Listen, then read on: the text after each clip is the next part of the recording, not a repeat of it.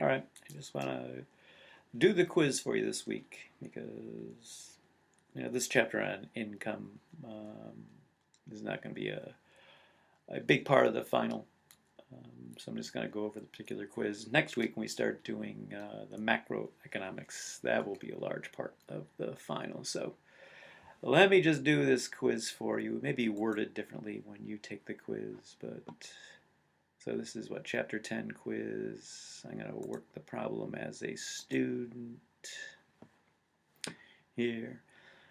Let's see, profit maximizing firm will hire the number of workers where, again, workers, they spend, pay for them by their wages, right? Equals, so it's kind of like a cost. So cost equals, oh yeah, marginal revenue. And look, they get tricky here. Marginal revenue of profit, marginal resource. They try to confuse you here. It's marginal revenue of product. How much product is produced by those wages, where the wage equals the product. Let me check my answer. Yeah, I'm okay. I'm going to go on to the next one. According to the input substitution effect, a decrease in the wages. So people are losing money. Decreases then the quantity of labor. Well, actually, a decrease in wages will increase. So this may be different when you take the test. It may be an increase in wages, and there would be a decrease in the quantity. But here, a decrease in wages increases. Employers will hire more people if there's wages go down. The quantity of labor per unit then will, the quantity of labor per unit of output.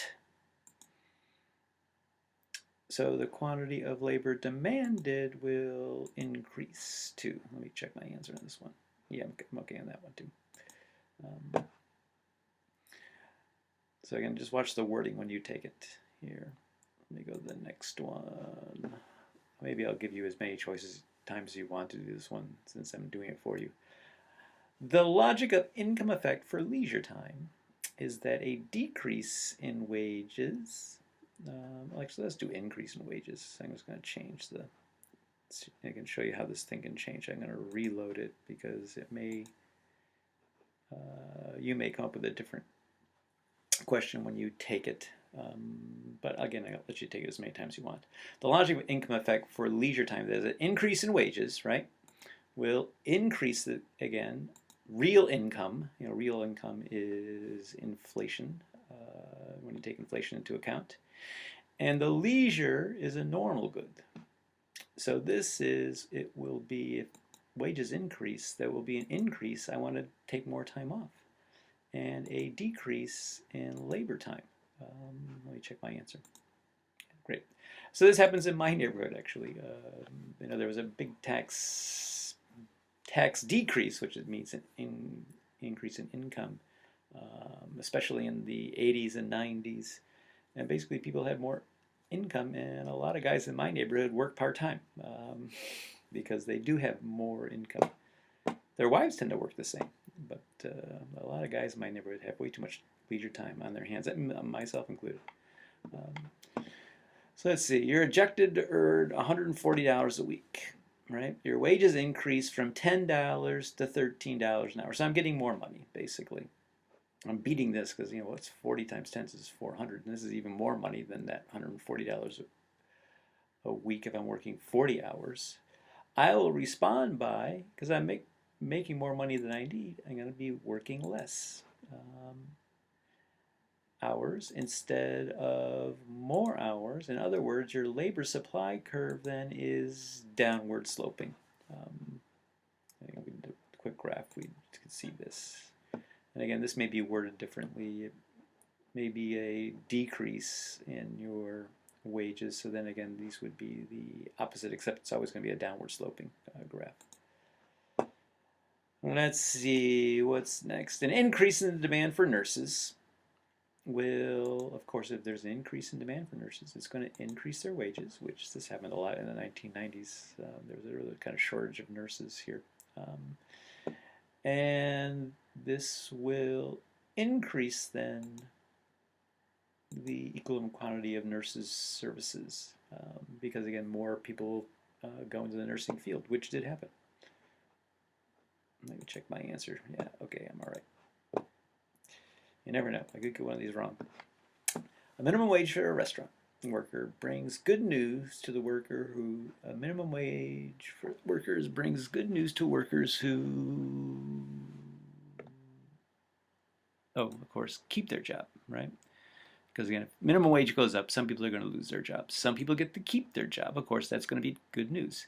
Bad news to the workers, this is kind of obvious, who lose their jobs, as well as bad news for the government. It's more for your diners, right? There's going to be less people working, and it's going to be slower service. Yeah, fine. Next, if a city has a relatively low crime rate, we can expect the wage, this is for taxi drivers, to be relatively, and again, this may be a high crime rate when you take the test. They may change this around.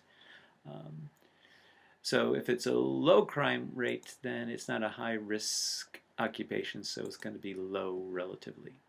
Again, if it's a high crime rate, it will be high relatively. Check my answer. Yes, very good. Next, an important factor in the growing inequality over the last 30 years is the technological change. Yeah, that has, what for the demand for college graduates? It's increased for college graduates. We need, again, people with some skills learned in college to use this technological change efficiently, and a decrease in the demand for less educated workers. And again, this is what happened, right? My parents never graduated from high school, got good jobs in factories, but those jobs don't exist anymore if you don't graduate from high school. Some people do get good manufacturing jobs, but they're not as prevalent as they were in the 50s and 60s.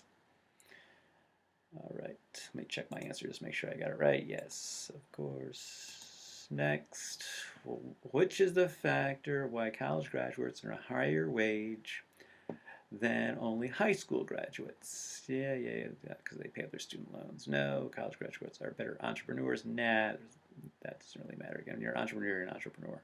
You're on your own. College graduates are better communicators. I wish that was the case, but unfortunately it's not. College graduates, yeah, they signal to a firm that they have the required skills. So again, you got to get that. It's like punching a card. It's getting your union card to get a white-collar job. Let me check my answer. Yes, I'm okay on that one.